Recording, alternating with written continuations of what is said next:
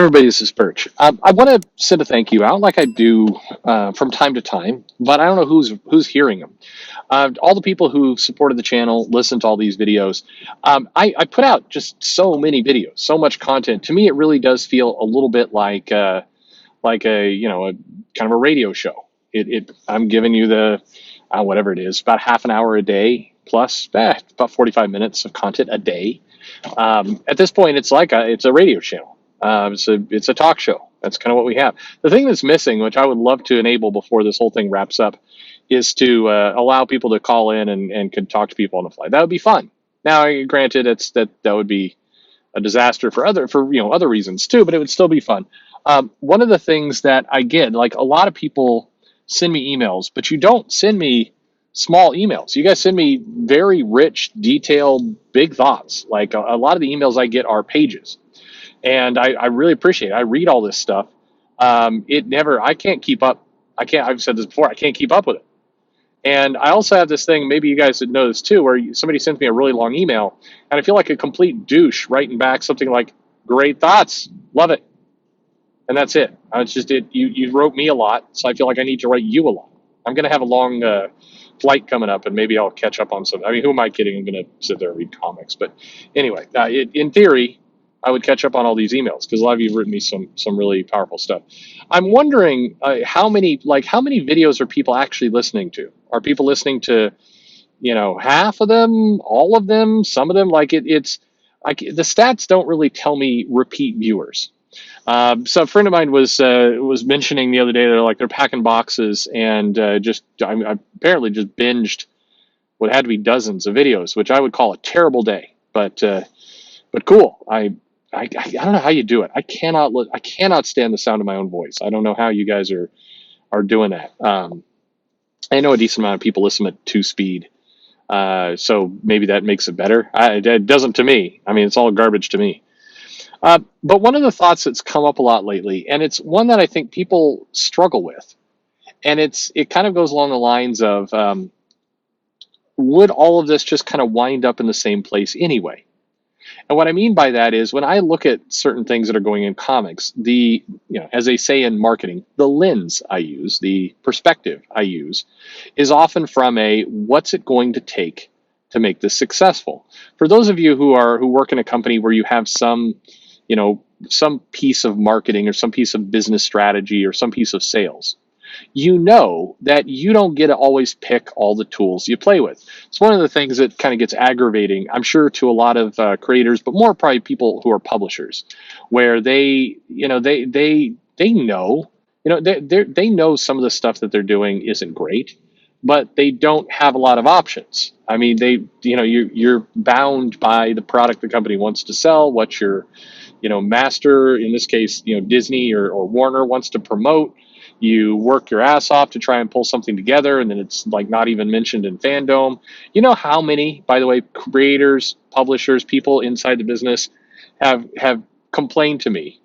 Why can't Disney Plus even just put a still frame, not even put any money into it, literally just a title card that says something like, if you like this Loki series, go find Loki, the comic book, in your local comic shop or bookshop. It's there. Like, the bare minimum of advertising marketing. I've gotten so many, I mean, you would be surprised, so many mails from people inside the companies, not just work for Marvel, by the way, all the companies, like, why can't they do this? It would be the easiest possible thing they can do. Why can't they do it? Those people are completely frustrated by this, absolutely frustrated. And yet then they also have to go online and they have to hear people bitch about how the company doesn't know what it's doing. They don't know how to sell comics. And it's this very helpless, very angry feeling on the part of people. Now, again, there are plenty of people out there making mistakes and doing things the wrong way. And so this isn't to excuse bad efforts. There's certainly bad efforts that go on. But it's to try and, I guess, show the other side of things, which is it is a very helpless, very irritating feeling to be working in comics and feel like there's so many things stacked against you. I got a mail I am going to respond to because it was really good from a writer talking about this, truth, justice, and a better tomorrow kind of stuff that Tom Taylor's doing over there in Superman. And a lot of creators reached out after that moment. They saw the video that I did with Joe, and they had kind of the same comment, which, by the way, I agree with, which is, no, we also don't know why DC chose to promote it. It makes sense for the story that Taylor is trying to put out. But this just made our lives more difficult. If the point of the story Taylor is trying to put out is John Kent's kind of doing things his own way, and he has that Legion of Superheroes tie, and he's trying all those, because this whole truth, justice, and a better tomorrow is John Kent's statement. I believe, unless I'm wildly mistaken, it's John Kent's statement. It's not even Clark Kent's statement. Clark Kent's off in War Worlds. Philip Kennedy Johnson actually used truth, justice, and the American way recently in a comic, like in the last year. So this year, 2021. So this isn't. I think the whole thing makes some amount of sense. The question mark becomes, and again, the people, I'm looking at the comments of the videos. There are so many people frustrated going, you know what this is, Perch? This is ideology. Why are you pretending it's not anything other than ideology? Fine. But what you should know is, simultaneously, I'm getting a ton of mails from people inside the company who are like, we don't understand this either. We also don't understand why now, why when we're trying to kind of land a couple marketing initiatives, why anyone thought it was a good idea to toss this red meat out as well. There are people who are trying to encourage diversity representation in comics, saying, this is a big deal that we've got a more major character, Superman's son, basically bisexual. And we knew this was going to irritate people. We knew it was going to cause conflict and everything else. Why in the world would the company roll out another thing that suggests the character also isn't un-American? At this exact moment, when we're trying to nail the first thing, why roll out the second thing? It hurts the first thing. It actually takes attention away from it. It basically adds another spotlight, another segment on this. But again, if you've ever worked for a company where your job is to market, your job is to sell, you're familiar with this. You're familiar with this feeling of helplessness when other elements in your company are doing things that are absolutely stupid, bad strategy, bad plan. And you feel like, I don't even know what to do. Meanwhile, you've got the critics screaming at you for being an idiot, and you just wonder why you get up every day and go to work. Again, I'm not pulling out a little violin for everybody saying, you should have empathy and none of these people are responsible for anything. I'm just saying there's another perspective here, a perspective of such a screwed up system that you can't even get strategy right. And this is where I am hardest on comic companies. This is also where I think some people misunderstand what I say. And they're like, oh, you're one of those haters. You're one of those angry voices about comics. If I'm angry, it's because I love comics. And I hate watching comics, that industry regularly pick up a shotgun and then just take aim at their foot and just squeeze a trigger over and over. That stuff drives me nuts. I would rather see efforts that I don't agree with be successful, because success at least breeds some level of competence, some level of stability. Doing it this way is like taking a decision I don't agree with and then fumbling it so terribly that everything blows up. That's the worst of all options.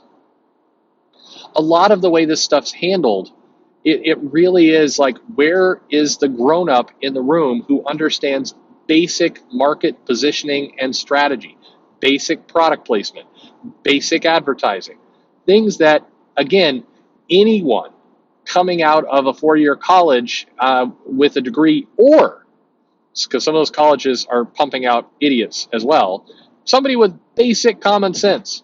This is not that hard a position to hire for. When I have worked for companies, when I've consulted and we've had to go get market strategists, that hasn't been that difficult. Barely an inconvenience. I'm just look at the actually, to that point. You see YouTube channels, not like mine or the other comic commentators, but like Screen Rant. Okay, Screen Rant is not one of my favorite sites. They do absolute clickbait garbage stories, and it's manipulative and everything else. I don't like it, but I have to admit, because it's true, that whoever's in that site, figuring out kind of the strategy, figuring out how to put these articles out, figuring out how to maximize their advertising revenue, whoever that person is, or people, they are smart because they are doing a pretty kick-ass job of taking control of the market. They have a plan, they have a strategy, and it's working. Their SEO game is on point. Their advertising game is on point.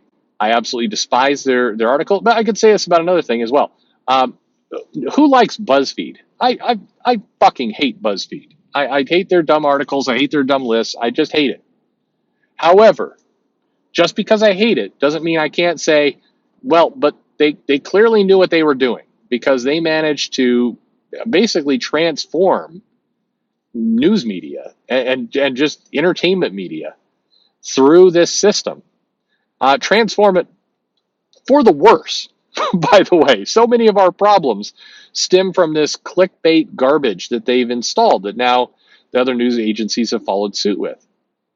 But just because I dislike the output, just because I dislike what they do, doesn't mean I can't acknowledge they were good at it. They succeeded in their goals. And to me, this is where comics is a super pain in the ass. I don't have to like everything they're doing. As a self-professed fan of the 80s and a lot of that storytelling and a lot of the creators that were involved there, as somebody who likes long-form storytelling, as somebody who likes manga, and likes all these other things, this era is a nightmare for me as a reader. I hate it. There's still some good comics out there I can enjoy, and I'm going to support the industry, and I'm going to support creators I love, and I'm going to support books that I think are great. But this is the dark times if I'm comparing it to the 80s. I had so much more fun in the 80s. But my personal tastes aside, that's a separate component. The thing that drives me nuts, the thing that I think is just absolutely abysmal, is the stuff I don't like is not even being done, handled, marketed, or sold well. That's the maddening part. It's hard to watch something that is not succeeding done poorly. The two different levels of poor. Content I don't like, and the strategy how to get it into the market I don't like. That's terrifying to me as a reader, as a fan of the industry, and as a retailer, because all it tells me is we're burning things down right now. We are losing value in comics. I want to see the comics I don't like handled professionally, marketed well. I want them to have a chance to succeed because that's going to be healthier. I know some of you are in the let's burn it all down and rebuild camp. Fine, that's fine. Everybody's welcome to their own point of view on this. But you're going to get your wish if the strategy doesn't get right. So all the smug people, all the people who are like, drinking those fan tears, cool. The whole thing is coming apart right now. Not because of SJW tactics, not because of wokeness, not because of any of that. It's coming apart because your basic skills of marketing, promotion, product planning, the basics, are done at an incompetent level. That's the thing that's killing you. That's the thing that's killing this industry. I also think, by the way, a lot of these more social-oriented stories are a bad idea. But put it this way, we're not even in the position to know whether that's a factor or not when it's basically being put out so terribly. There you go. My perspective. Let's hear yours. Let me know in the comments below, and thanks for listening.